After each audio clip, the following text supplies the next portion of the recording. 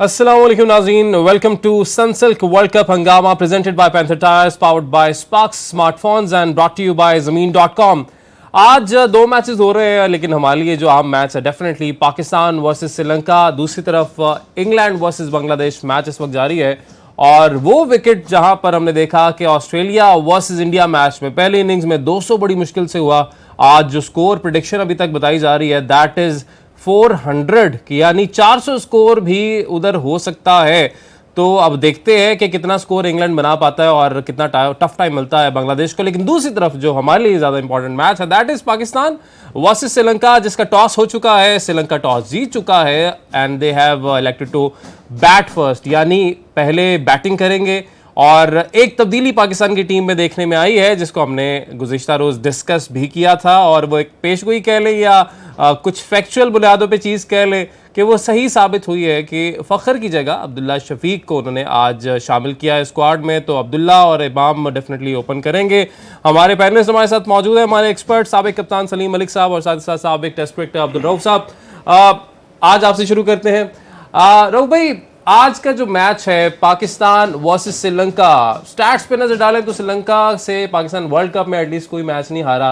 7-0 अभी तक का स्कोर है और हमें है 8 का वेट, यानी 8 जो है मतलब पाकिस्तान के विन्स हो जाए। कैसे देख रहे हैं दोनों स्क्वाड्स को? देखिए, हमारी दुआ तो यही है कि पाकिस्तान जो 8वां मैच है वो भी जीते, क्योंकि इससे पहले वर्ल्ड कप में पाकिस्तान कभी भी श्रीलंका से नहीं आ रहा। और ओवरऑल अगर वनडे देखें तो उसमें पाकिस्तान ने 92 मैचेस जीते हुए हैं, जबकि 59 श्रीलंका ने जीते हैं। तो पाकिस्तान को एक वाज़ेह बरतरी है। मगर अगर लास्ट एशिया कप की परफॉर्मेंस देखें तो उसमें श्रीलंका ने जो आखिरी मैच था उसमें पाकिस्तान को शिकस्त दी थी। और पाकिस्तान का अभी तक एक प्रॉब्लम उनकी ओपनिंग स्लॉट का चल रहा है। जिस तरह अभी अब्दुल्ला शफीक को लाए फ़खर जमान की जगह पे, मगर पिछले एशिया कप से ही आपके जो दूसरे ओपनर हैं जो इमामुल हक हैं वो भी आउट ऑफ फॉर्म है और इंस्पायर्ड के उनको बहुत कंसिस्टेंट चांसेस मिल रहे हैं, मगर उसके बावजूद भी अपनी जो फॉर्म है उसमें वापस नहीं आए। अब अगर इस मैच में एक तो जो मेजर ओपनर है आपके वो तो बाहर हो गए, अब्दुल्ला शफीक आए हैं, अगर इसलिए जो इमामुल हक हैं उन पर बहुत बड़ी रिस्पॉन्सिबिलिटी आती है। अगर तो वो स्कोर करते हैं तो फिर बहुत अच्छा हो जाएगा। अदरवाइज़ जिस तरह के टेम्पो चल रहा है इसका टूर्नामेंट का, तो उसमें अब जो पिच है वो स्लो डाउन की तरफ जाएगी आस्ता आस्ता और स्पिन बॉलर्स को हेल्प करना शुरू होगी। तो स्पिनर जो श्रीलंका के वेला लागे वो बहुत डेंजरस हैं। तो अगर पाकिस्तान अपनी विकेटें ऊपर से सेव करता है तो फिर पाकिस्तान एक बड़ा टारगेट बनाएगा। अगर पाकिस्तान ने नए बॉल के साथ 1-2 विकेटें गवा दी तो मेरा ख्याल है कि जो वेला लागे हैं वो बहुत ही डेंजरस, बहुत ज़्यादा डेंजरस स्पिनर साबित होंगे। लेकिन क्योंकि अभी तो हमने पहले ज़ाहिर बॉलिंग करनी है, तो पहले 10 ओवर्स बाबर ने गुफ्तगू भी की है और उनकी जानिब से कहा गया है कि पहले 10 ओवर्स बड़े हमारे लिए क्रूशल होंगे, इंपॉर्टेंट होंगे। लेकिन उससे पहले तब्दीली पे बात कर लेते हैं। आपने कहा कि इमाम भी उस तरह से परफॉर्म नहीं कर पा रहे हैं एज अ ओपनर जो उनको करना चाहिए। फ़खर तो नहीं कर रहे थे, इमाम भी नहीं कर रहे थे, लेकिन मैं ख्याल मैनेजमेंट सोच रही थी कि अब फ़खर को देखें हम या इमाम को देखें। तो फिर अब उन्होंने फिलहाल एक तब्दीली की है, और वो भी क्या ये तब्दीली वैसे पहले हो नहीं जानी चाहिए थी? देखिए, होना तो यही चाहिए था कि आप जब आपका कोई भी बैट्समैन या बॉलर परफॉर्म नहीं कर रहा तो आपको चेंज करना चाहिए। उसमें कोई डरने वाली बात नहीं होनी चाहिए। जैसे कल भी रऊफ भी बात कर रहे थे कि बहुत सारी टीमों ने बहुत सारे बड़े प्लेयर अगर अनफिट या परफॉर्म नहीं कर रहे तो बाहर बिठा देते हैं। इसमें कोई बुरी बात नहीं होती कि अगर आपका बंदा फॉर्म में नहीं है तो ज़रूरी नहीं है उसको आप खिलाए जाए। वो इतना अंडर प्रेशर आ जाए कि फिर वो खुद कहे कि यार किसी तरह मुझे ना खिलाया जाए। तो बात ये है कि अभी अब्दुल्ला शफीक मेरे ख्याल में बहुत मुझे बड़ा पसंद है। बेसिकली वो अच्छा प्लेयर है और वो सॉलिड किस्म का प्लेयर है। वो उल्टी सीधी हिटें नहीं यानी मेरिट का भी प्लेयर है, क्योंकि हम देखे हैं उन्होंने यहाँ पे अगर डोमेस्टिक की बात करें तो परफॉर्म करके वो प्लेयर्स हैं जो परफॉर्म करके आगे आए हैं। देखिए, जो भी बंदा डोमेस्टिक क्रिकेट खेलेगा और उसमें परफॉर्म करके आया होगा वो आपको प्लेयर लगेगा। ये किसी क्रिकेट में भी वो आपको लगेगा कि यार ये बंदा प्लेयर है। जो आते हैं ना लीग की में से, जैसे 2-4 मैच खेले और आगे, उस पर आप फिर बैंग नहीं कर सकते। उसके फिर आप यही होता है या अल्लाह ये कर जाए या अल्लाह ये कुछ कर जाए। मगर फ़खर को आप ये नहीं कह सकते, उसने बड़ी अच्छी परफॉर्मेंस दी है पाकिस्तान। बिल्कुल बिल्कुल। अनफॉर्चुनेटली वो फॉर्म में नहीं है। किसी का अप एंड डाउन, और जैसे आपने कहा कि फॉर्म में नहीं है तो फॉर्म में नहीं है तो फिर ज़ाहिर है फॉर्म में लाना है ना वापस, तो उसके लिए तैयारी करनी पड़ेगी। उसके लिए ये नहीं कि आप बस जाके लीग्स खेलते रहे 20 ओवर्स की। अब T10 के लिए अभी कल खबर आई है कि मोहम्मद हसनैन की सिलेक्शन हुई है एक टीम के लिए ड्राफ्टिंग में, लेकिन उनको तो अभी इंजरी उनकी चल रही है, रिकवरी चल रही है, वो तो अभी रिकवर हो रहे हैं। लेकिन लीग के लिए वो पहले सिलेक्ट हो गए तो ये कुछ चीज़ें हैं जहां पर हमें हमारी मैनेजमेंट को मेरा ख्याल है देखना पड़ेगा, सोचना पड़ेगा कि जो आपका प्लेयर फिट ही नहीं है उनकी वहां पे ड्राफ्टिंग में सिलेक्शन कैसे हो रही है और क्या आप जाके खेलेंगे, ये बड़ा सवाल है। सर पहले 10 ओवर्स क्या आपको लगता है हमें किन के साथ जाना चाहिए, क्योंकि जाहिर है नई बॉल होगी और शुरू में विकेटें लेना, दूसरी टीम पे प्रेशर। देखिए डेफिनेट पाकिस्तान शाहीन अफरीदी और हसन अली के साथ जाएगा, मगर अगर कोई उनमें से कास्ट करता है तो फिर अर्ली ऑन स्पिन बॉलर को लाना पड़ेगा, क्योंकि इस टूर्नामेंट का टेम्पो कैसा बन चुका है कि स्पिनर बहुत अर्ली इंट्रोड्यूस हो रहे हैं और वो अपना इम्पैक्ट भी डाल रहे हैं। तो अब देखना होगा कि पाकिस्तान कौन से स्पिनर को लाता है। मगर जिस तरह आप बात कर रहे थे, पाकिस्तान को डबल प्रॉब्लम बैटिंग में इसलिए आ रही है कि जो T20 है उसमें आपके बाबर आजम और रिजवान ओपन करते हैं और दोनों लंबा खेलने की कोशिश करते हैं। अब इसमें यह है कि अगर बाबर आजम और रिजवान यहाँ पर ओपनिंग पे आ जाते हैं और हमारे जो दोनों आउट ऑफ फॉर्म है बैट्समैन, जिसमें फ़खर जमान और इमाम उल हक है, वो नीचे बैटिंग नहीं कर सकते। और इससे बड़ा प्रॉब्लम ये है कि पिछले 5-6 साल में हम कंसिस्टेंट चांसेस देते रहे आसिफ अली को, खुशदिल शाह को, उसके बाद आपके शोएब मकसूद थे और एक और बैट्समैन थे। मगर जब दिल नहीं भरा तो हमने वहां पे एशियन गेम्स में उनको भेज दिया, वो भी जो जहाँ पे हमें इमर्जिंग प्लेयर्स को भेजना चाहिए था। जब हमारा दिल नहीं भरा हमने कहा यार आसिफ अली और खुशदिल को चलो वहां भेज देते। और फारग थे घर बैठे हुए तो हमने फोन किया क्रिकेट बोर्ड में, क्रिकेट बोर्ड के पास नंबर ही उन्हीं के होंगे तो उन्होंने फोन कर दिया भाई आ जाए हमारे बंदे। अब मसला ये हो रहा है कि जो मिडिल ऑर्डर था पाकिस्तान का वो भी स्ट्रेंथन नहीं हुआ। अब अगर बाबर और रिजवान वनडे में अगर ओपन आ जाते हैं तो फिर नीचे बिल्कुल आपका फ्लैट आउट है, जो मिडिल ऑर्डर और लोअर मिडिल ऑर्डर, यानी बीच में सहारा देने के लिए टीम को फिर उस तरह से अब साउथ शकील का एक अच्छा इजाफा हुआ है। साउथ शकील वेरी गुड इजाफा, और मेरा ख्याल है कि इसको बहुत अर्ली इंट्रोड्यूस करवाना चाहिए था। ये जो एशिया कप इसको पूरा खिलाना चाहिए था, उससे पहले भी इसको खिलाना चाहिए था। अच्छा, उसमें बड़ा अजीब सी चीज हुई थी एशिया कप में, पहले डिस्कस कर चुके हैं कि जब साउथ शकील को टीम में डाला गया उनको अचानक पता चला कि स्क्वाड का नाम अनाउंस हो गया है, फखर को जब निकाला बाहर तो उनको बुखार हो गया था अचानक से और फिर फखर को वापस डाल दिया गया था स्क्वाड के अंदर। ये बड़ी अजीब सी चीज़ें। और ये जो एक और अजीब सी चीज़ जो मैंने देखी है, हमने कल डिस्कस किया था कि कल जब प्रैक्टिस हुई है तो अब्दुल्ला शफीक और इमाम से पार्टनरशिप की प्रैक्टिस करवाई गई है, उनको बाकायदा उनको खिलाया गया है। और जैसे ये तस्वीर जो जिनको हमने भी डिस्कस किया ये सामने आई, सोशल मीडिया पर कुछ लोग बाकायदा ट्रेंड कर रहे थे कि जी फखर को ना निकालिएगा। अच्छा, इनको किसने बता दिया था? ये जो सारे लोग पहले से डिस्कस कर रहे थे कि फखर को ना निकालिएगा। भाई परफॉर्मेंस तो आप देखो, और या पता नहीं ये एजेंडा बेस्ड दोस्तियां को निभाने लोग आ जाते हैं। एक्चुअली होता क्या है, ये शुरू से ऐसे ही होता है कि कुछ प्लेयर्स जो है ना वो जर्नलिस्ट के साथ अटैच रहते हैं, वो उनसे खबरें लेते हैं। अक्सर आपको जब कोई खबर नज़र आती है ना कि पहले इसको कैसे पता था, वो ये फ़ोन पे राब्ते में रहते हैं कुछ प्लेयर्स के साथ और वो बता देते हैं कि यार मुझे निकाले, मेरे लिए कुछ करो।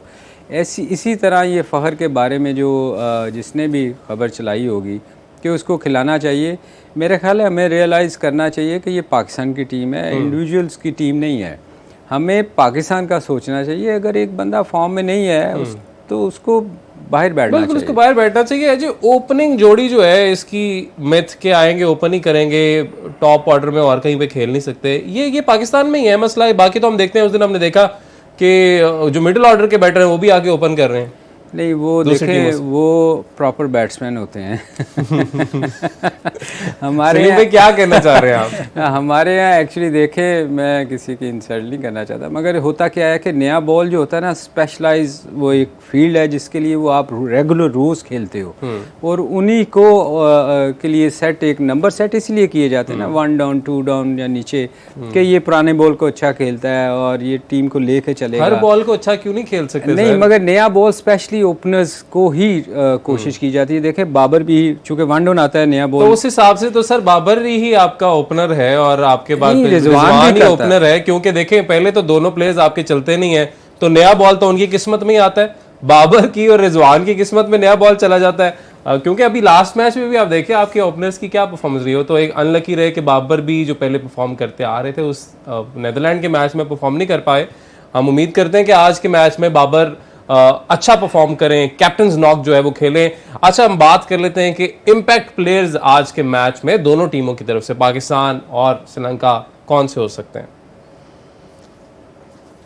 देखिए पाकिस्तान की तरफ से आप कह सकते हैं कि साउथ शकील कहते हैं, चले लास्ट तो वही परफॉर्म, बाबर आजम बहुत ज़्यादा डिपेंड करेगा ये मैच। और श्रीलंका की जानिब से श्रीलंका बाद में बॉलिंग कर रहा है, हाँ, तो वेला लगे। ठीक है, बाबर का आपने नाम लिया है, सॉरी, आप पहले ये स्टैट्स हम अपनी स्क्रीन पे आ रहे हैं, अपने नाज़रीन को दिखा दें जी। इम्पैक्ट प्लेयर के लिए नाम लिया है हमारे कप्तान है बाबर अब्दुल रऊफ भाई ने नाम लिया है। 109 मैचेस खेले हैं, 5414 रन और बेस्ट परफॉर्मेंस जो इनकी है वो है 158। इनमें 19 सेंचुरियां हैं, 28 50s हैं और ये सिर्फ 109 मैचेस में। और फिर मुझे वो बात याद आ जाती है सिकंदर बख्त साहब की कि वो कहते हैं जी बाबर ऐसे इनसिक्योर प्लेयर है। कैसे भाई, आप पहले स्टैट्स तो उनके देख लें, उनके मतलब रन मशीन उनको हैवी नहीं कहा जाता, ठीक है अप्स एंड डाउन्स अगेन। शायद वो कह रहे होंगे ज़ैनब वहाँ पे इनसिक्योर थी इंडिया में तो वो चलेंगे नहीं, अच्छा वो बात वो उधर करना चाह रहे हो लेकिन बाबर आ गया उनकी जुबान पे, क्योंकि वो अक्सर बाबर की बात कर रहे होते हैं। तो सर श्रीलंका का प्लेयर आपने बताना था। बेला लगे जो उनके लेफ्ट आर्म स्पिनर है, जो अंडर 19 जिन्होंने एशिया कप में बड़ी विकेट ली है। ठीक है सर, आप भी आपकी तरफ आते हैं। देखिए ऑब्वियसली बाबर के अलावा और भी बहुत सारे प्लेयर हैं, मगर ड्यू है उसकी तरफ स्कोर, और वो मेरा ख्याल वही एक वाहिद प्लेयर है पाकिस्तान का। उसके अलावा नाम मेरा ख्याल आप दूसरा ले नहीं सकते इसलिए बाबर ही है जी। वैसे तो इस मैच में चूँकि रऊफ बड़ा अच्छा रहता है, शहनशाह है, मगर मेरा ख्याल बाबर को ही हम करें। अच्छा बाबर और श्रीलंका उधर से मुझे एक ही प्लेयर उनका बहुत पसंद है, वो मेंडिस है। मेंडिस, ठीक है। मेंडिस आपको लगता है इम्पैक्ट प्लेयर, और बाबर का नाम ही दोनों ने लिया है। ये कौशल मेंडिस के आपके सामने स्टैट्स भी मौजूद हैं। 113 मैचेस में 2 इनकी सेंचुरियां हैं, 26 50s हैं, बाकी 3291 रन, 119 इनका बेस्ट है। हमारे बाबर के तो कहीं करीब भी मुश्किल कोई प्लेयर्स आते हैं, बट इन्होंने बाबर का नाम लिया तो उन्होंने, मैं नाम लेता हूँ रिजवान का। रिजवान का नाम मैं इसलिए लेता हूँ क्योंकि रिजवान हम देख रहे हैं कि कंसिस्टेंसी के साथ परफॉर्म करते आ रहे हैं। वो ठीक है कैच ड्रॉप हो जाता है एक आधा, लेकिन उसके बावजूद रिजवान परफॉर्म कर रहे हैं। ठीक है जी, इस मैच को और जो दूसरा मैच जो इस वक्त जारी भी है वो उसको डिस्कस करते हैं। ब्रेक लेनी है जी, ब्रेक के बाद वापस आते हैं।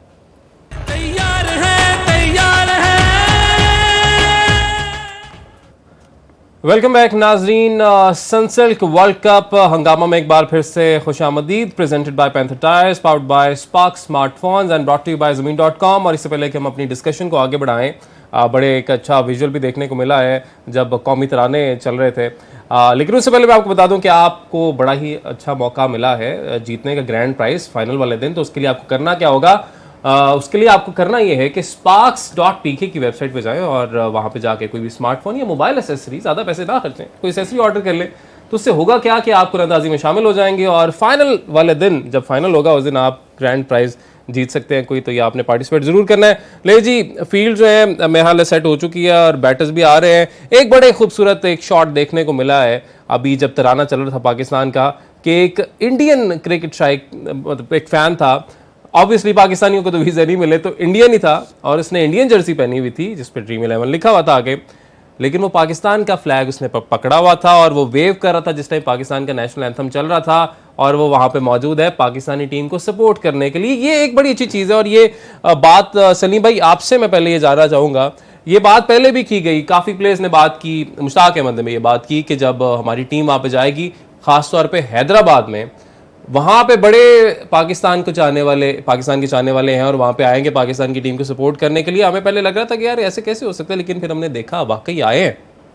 असल में देखें वहाँ मुस्लिम कम्युनिटी काफ़ी है, और वो देखें दुनिया में कहीं भी आप चले जाएं तो आप इंग्लैंड में जब कभी जाके मैचेस खेलते हैं तो आपको पाकिस्तान के जो लोग हैं वो बड़ा सपोर्ट करते हैं, क्योंकि वो पाकिस्तानी नहीं है, नेशनल वहाँ के होते हैं। तो दुनिया में हर जगह, अब आप इंडिया में भी देखें, अगर विराट कोहली को बहुत सारे लोग ऐसे हैं जो क्रिकेट फैन हैं, यहाँ पे अक्सर शर्ट्स पहन के आए होते हैं, विराट की शर्ट्स पहन के आए होते हैं लोग। तो ये दुनिया में हर जगह होता है। हैदराबाद में थोड़ा स्पेशल इसलिए है कि मुस्लिम कम्युनिटी बहुत ज़्यादा है, वहाँ लोग पाकिस्तान टीम को बहुत लाइक करते हैं, और भी बहुत सारे जगह हैं जहाँ मुस्लिम कम्युनिटी है। मगर ये है कि इसमें कोई बुरी चीज़ नहीं है। अगर आप देखें जब धोनी वगैरह यहाँ आए थे, तो जब वो यहाँ से जीते थे तो हमारे बहुत सारे लोगों ने उनके झंडे उठा के जुलूस के साथ निकले थे। तो ये अच्छी चीज़ है, अगर क्रिकेट फैन अगर किसी को सपोर्ट करता है तो उसमें बुरी चीज़ नहीं होनी चाहिए। और ये होना चाहिए, और आई थिंक ये बहुत बड़ी शटअप कॉल भी होती है उन लोगों को जो कि सिर्फ नफरत बांटने में लगे हुए हैं। और इंडियन गवर्नमेंट की खासतौर पे हम यहाँ पे बात करेंगे, बीसीसीआई की यहाँ पे बात करेंगे, जिन्होंने अभी तक वीज़ा जो हैं वो जारी नहीं किए हैं पाकिस्तानी क्रिकेट शायकीन तो भूल ही जाएं, सहाफ़ियों को भी जारी नहीं हुए। और बाद में उन्होंने कह दिया जी कि जो प्रेशर होगा, कप्तानों से गुफ्तगू होगी, आप ऐसा करें जूम लिंक के ऊपर वीडियो कॉल के जरिए आप सवाल अपने कर लें या आप अपने व्हाट्सएप कर दें, हमें सवाल हम आपकी तरफ से पूछ देंगे। तो ये बड़ी एक अजीब किस्म की बात है। लेकिन एक यहाँ पे खबर आपको दे देते हैं। खबर ये है कि हमारा जो स्पोर्ट्स डेस्क है, जिसको अहमद रजा साहब चला रहे हैं, उनके बकौल बहुत जल्द अगले मैच से पहले पाकिस्तानी जो सहाफ़ी हैं, शायकीन का नहीं पता, लेकिन पाकिस्तानी सहाफ़ियों को एटलीस्ट वीज़ाज जारी कर दिए जाएंगे और हमारे जो सहाफ़ी यहाँ से इंडिया जा सकेंगे। तो शायद बहुत ज़्यादा जब सोशल मीडिया पे इस चीज़ को बात इसकी की जा रही है, इसको छाला गया, क्रिटिसिज्म हुआ और फाइनली इंडिया की तरफ से भी, अब इंडियन जर्नलिस्ट की तरफ से भी ये बात की जा रही है कि भाई आप एक इंटरनेशनल इवेंट होस्ट कर रहे हैं, आप इस वक्त मेज़बान हैं, तो ये जो बाकी चीज़ों को, हर चीज़ को सियासत में इन्वॉल्व कर देना, ये ना करें। ये वहाँ से भी आवाज़ें आने लगी हैं, तो मैं ख्याल है इससे भी प्रेशर ज़रा बिल्ड होगा। जी बिल्कुल, प्रेशर बिल्ड होना ही था, क्योंकि पूरी दुनिया से आवाज़ें उठ रही थी। कैसे हो सकता कि आप एक वर्ल्ड कप को ऑर्गेनाइज कर रहे हैं और आप फिर एक जो सबसे बड़ा कंट्री है जिसका स्टेक है वहाँ पर, जिसकी टीम वहाँ पर गई हुई है, ना आप उसी टीम को वीज़े दे रहे हैं, ना उसके जर्नलिस्ट को वीज़े दे रहे हैं, ना उसके क्रिकेट के शायकीन को वीज़े दे रहे हैं। इवन चले बाकी को छोड़े, हमारे बेचारे चेयरमैन को ही वीज़ा दे दें, वो भी बैठे हुए हैं बेचारे। वो देखें ना कि आपका चेयरमैन, सर हो सकता है उन्हें वीज़ा मिल गया हो, गए ना हो, ये भी तो हो सकता है। नहीं वीज़ा ही नहीं मिला बेचारों ने, कल शिकायत की है वो सर उन्होंने, अच्छा देखें ना आप, ये वैसे एक ऐसी पोस्ट पे बैठ के अगर आप गुफ्तगू के दौरान दुश्मन मुल्क कहेंगे, देखें आप क्रिकेट की पोस्ट पे बैठे हुए हैं, आप हेड कर रहे हैं, चेयरमैन हैं, तो आपको एटलीस्ट ये काम नहीं करना चाहिए था। स्पेशली जब आपकी टीम आप गई, उनको वार्म वेलकम मिला था। तो ये जो आप, जाहिर है आपका पॉलिटिकल बैकग्राउंड है, दैट इज समथिंग एल्स, लेकिन इस वक्त आप वो नहीं कर रहे हैं। उन्होंने जो करना था ना वो कर लिया। चले आपको उन्होंने वीजा उन्होंने नहीं देने थे वो नहीं दिए, वो तो टाइम निकाल दिया ना लोगों ने, जो जाना था टिकट खरीदनी थी, अरेंजमेंट्स देखनी है सर। तो अब वो बेशक आपको, जैसे रऊफ कह रहे हैं कि चेयरमैन को वीजा नहीं दिया, तो बाकियों को कहाँ से वीजा मिलना था। उन्होंने जो सियासत खेलनी थी वो खेल लिया कि आपको उन्होंने नीचे दिखाना था कि जी हमने आपको वीजा नहीं देना, वो उन्होंने टाइम गुजार दिया 8-10 दिन, जलील करना चाह रहे थे वो, और वो शायद अपने तरफ से वो कामयाब हुए हैं उसके अंदर काफी हद तक। और अफसोस की बात यह है कि जिस तरह से हमें इस मामले को टेकअप करना चाहिए था, हमने नहीं किया। ज्यादा से ज्यादा एक पेनल्टी आपको पड़ती, लेकिन शायद हम उस रेवेन्यू, हमारे ज़हन में वो रेवेन्यू है जो कि हमने इन मैचेस से कमाना है। अली, मैं एक चीज़ आपको, सॉरी आपकी बात कर रहा हूँ, वो इससे दुनिया में मैसेज नेगेटिव उनका गया है, हमारा नहीं गया। ये वो जलील खुद हुए हैं कि आपने आप उस टीम को जो आप सबसे बेहतर टीम है, फेवरेट में आती है, आपने उसको वीज़ा नहीं दिया, तो ये तो खुद वो जलील हुए पूरी दुनिया में कि आप एक इतना बड़ा टूर्नामेंट करवा रहे हो और आपने उन टीम के लोगों को वीज़ा नहीं दे रहे। ये हमें कहते हैं दहशतगर्द तो सबसे बड़े ये हैं कि इन्होंने हमारे प्लेयर्स को, हमारे लोगों को, जर्नलिस्ट, किसी को वीज़ा नहीं दिया। जैसे बकौल रऊफ के बेचारे चेयरमैन को भी वीज़ा नहीं दिया। लेकिन सलीम भाई, इसमें दूसरी चीज़ देखें ना कि जब वो उनके बंदे यहाँ पर आए हैं एशियन क्रिकेट काउंसिल के, इन्होंने इनको प्रेसिडेंशियल प्रोटोकॉल दिया, कोई भी आता है आप उसको सर पे बिठाते हैं। बात ये है कि सर हम तो सर पे बिठाते हैं, वो वहाँ पे थ्रेट्स दे के भगा भी देते हैं ना, वाला भी तो मामला हुआ है ना। जो सबसे जो इम्पोर्टेंट चीज़ ये है कि हमारी इंस्टेबिलिटी बहुत ज़्यादा क्रिकेट बोर्ड में, हम अपना कोई वहाँ पर कोई अच्छे तरीके इस मामले को हैंडल नहीं कर सकते ना। आईसीसी में हमारा हमने अच्छे से मैनेज नहीं किया, ये बात तो बिल्कुल ठीक है। हमारे क्रिकेट बोर्ड की और गवर्नमेंट की आपस में कोऑर्डिनेशन ही नहीं यार। 2 महीने बाद चेयरमैन बदल जाता है, मगर नई मैनेजमेंट कमेटी आ जाती है। वर्ल्ड कप से पहले कुछ लोग, हमारे सियासी लोग वहाँ गए तो थे। नहीं, बिलावल से पहले बिलावल का एक ट्रिप था, उसमें कुछ सहाफी भी गए थे, वहां पे शायद कोई ऐसी सूरत-ए-हाल पैदा हुई, बट वो एक पॉलिटिकल दौरा था, इसी को सेटल करने के लिए गए थे। नहीं, वो था चाइना की जानिब से कोई बिल्कुल समिट था, और वो समिट में गए थे, और उसके बाद भी गए थे। नहीं, उसके बाद नहीं, वो एक ही दफा गए थे सर, उसके बाद इस तरह का मौका नहीं बना। लेकिन बात ये है कि ये जो इवेंट है, दिस इज स्पोर्ट्स इवेंट, दुनिया का सबसे बड़ा क्रिकेटिंग मेला आपने अगर सजाना था इंडिया के अंदर, तो आपको थोड़ा सा अपना कद ऊंचा भी करना चाहिए था, जो कि आप नहीं कर सके, फेल हुए हैं बुरी तरीके से, क्योंकि आपने जो हरकतें की है वो सबके सामने आई है। लेकिन ये बात मैं बिल्कुल एग्री करूंगा कि जो आपने कहा कि पाकिस्तानी जो मैनेजमेंट है, पीसीबी जो है, वो बुरी तरीके से नाकाम यहाँ पे दिखाई दी है कि आप चले छोड़ें अपने क्रिकेट शायकीन को तो दूर की बात, आप अपने सहाफियों को भी वीज़ा जो है वो जारी नहीं करवा सके। और अब जो अपडेट वो ये आई है कि जो एक व्हाट्सएप ग्रुप बना है आईसीसी के साथ जर्नलिस्ट का यहाँ पर, वो अब सवाल कुछ भेजेंगे जो पोस्ट मैच होगा आज के मैच में, इंशाल्लाह जो हम जीत जाएंगे इंशाल्लाह, जो पोस्ट मैच प्रेसर होगा, बाबर होंगे या जो भी होंगे, उनसे सवाल जो है यहाँ पे हमारे या जूम के जरिए होंगे, कॉल वीडियो लिंक के जरिए, और या फिर मेरा तो ख्याल है कि एहतजाजन ये भी नहीं करना चाहिए। नहीं, ये कोई तरीका तो नहीं है यार अली कि आप यहाँ बैठ के मैचेस वहाँ हो रहे हैं और आपकी मजबूरी हो सकती है कि आप ना जाएं, तो वो एक अलग चीज़ है। मगर आपको वीज़ा ही नहीं मिला तो मेरा ख्याल है हमें बाइकआउट करना चाहिए। अच्छा, अगर मैं जब ब्रेक पे मुझे जाने का कहा जा रहा है, आप क्योंकि कप्तान रह चुके हैं, अगर ये आपके टाइम की बात होती है एज ए कप्तान आप क्या करते? अगर देखें, ये आप डिसीजन नहीं ले सकते, ठीक है, ये मैनेजमेंट का काम है। ये काम है क्रिकेट बोर्ड का। आपका काम है ग्राउंड के अंदर डिसीजन। ठीक है, क्रिकेट बोर्ड का काम है, लेकिन जो कि बज़ाहिर बेबस हमें फिलहाल तो दिखाई दे रहा है। नाज़रीन, ब्रेक लेंगे, ब्रेक के बाद वापस आएंगे। मैच का भी आगाज क्योंकि हो चुका है, इसको भी डिस्कस करते हैं।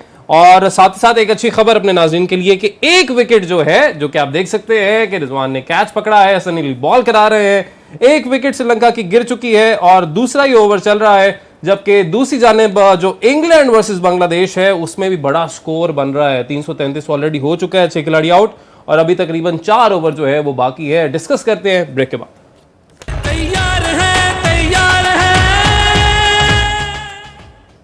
Welcome back to Sunsilk World Cup Hangama, presented by Panther Tires, powered by Spark Smartphones and brought to you by Zameen.com। Pakistan versus Sri Lanka match जारी है। एक खिलाड़ी आउट, कौशल पेरेरा आउट हुए हैं और शाहीन शाह अफरीदी की जानिब से ओवर जो है वो जारी है। 3 वाइड इस ओवर में, एक ओवर में 3 वाइड बॉल्स और जो उनकी स्पीड है, पहले तो काफ़ी स्पीड निकालते हैं लेकिन अभी 129, 130, 132 और 134 मैक्सिमम अभी तक। क्योंकि फिर लास्ट मैच में मैं देख रहा था कि हसन अली को इसी बात पर रमीज राजा की जानिब से बड़ी तनकीद की जा रही थी कि ये तो बड़ी अफसोसनाक सूरत हाल है जी कि your fast bowler is not fast enough, कि आपका फास्ट बॉलर इतना फास्ट नहीं है। तो वही स्पीड से आज शाहीन बॉल करा रहे हैं। देखें, अभी हम यही बात कर रहे थे। देखें, T20 में 4 ओवर करने होते हैं, तो ये उसको 2.5 ओवरों का स्पेल करना, 2.5 मैचों का स्पेल करना पड़ा, 10 ओवर करने। इसलिए तो हम बार बार कहते हैं कि लंबे फर्स्ट क्लास क्रिकेट खेलनी चाहिए जाके। कई दफ़ा ये भी होता है कि आपको हेल्प नहीं मिल रही होती और आप अपनी स्पीड कम करते हैं। इसी तरह आप रऊफ को भी अगर देखें 150 प्लस करता है, मगर पिछले मैच में जो उसकी स्पीड थी वो 142-3 से ऊपर नहीं गई। तो लंबा जब आपने ज़्यादा ओवर करने हो ना, तो आपकी कोशिश होती है कि लाइन पे बॉल करने की कोशिश करें, ताकि हालांकि इधर तो वो वाइड बॉल कर रहा है, लाइन पे करने की कोशिश में भी आप कम स्पीड करते हैं अपनी। मगर चूंकि बात उधर ही आती है कि जब आपने 4 ओवरों के स्पेल की आपको आदत पड़ जाती है ना, फिर 10 ओवरों में आपको मुसीबत पड़ती है क्योंकि आपने सिर्फ 2 ओवर करने होते हैं। अच्छा, मेरा ख्याल है फिर वो फॉर्मूला ठीक था साबिक कप्तान का, स्किपर का, कि जब वो मैच से पहले भी कहते होते थे चलो ग्राउंड के चक्कर लगा के आओ, एटलीस्ट आपका स्टेमिना तो उससे। नहीं, वो उस टाइम पे काफ़ी मेहनत करनी पड़ती थी क्योंकि 5-5 चक्कर वो मैच से पहले लगाने पड़ते थे और फिर फुल ट्रेनिंग करनी पड़ती थी।